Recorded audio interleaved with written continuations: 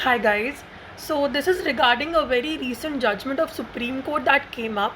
The Supreme Court has now ruled out that even the daughter who were born before 2005 are eligible to claim her rights in parents' property. So earlier it was not like that. Before 2005 there were no such rights only given to the daughters.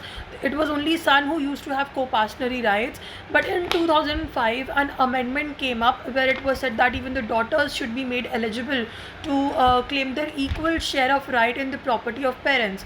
But then after this amendment came up, it was not clear. There was a confusion that whether this particular amendment was taken up in a retrospective way or in a prospective way.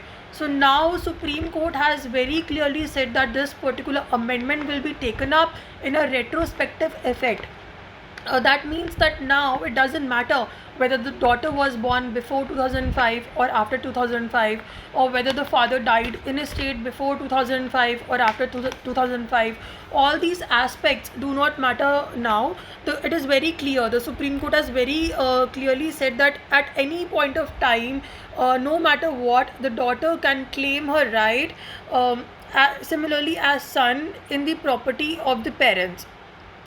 Supreme Court said that daughters have to be given equal share of co-parental rights in the share of property, exactly like son. But then daughter will also be held responsible for the liabilities. It will not be like that she will only enjoy the rights and she will not be held responsible for the liabilities. She will also be responsible for the liabilities exactly as son.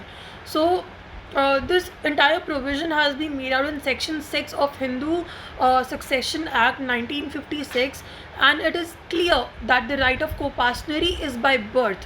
It is not necessary that fathers should be living as of 2005 or not. So I hope this piece of information was relevant to you, and for more such updates you have to stay connected with me.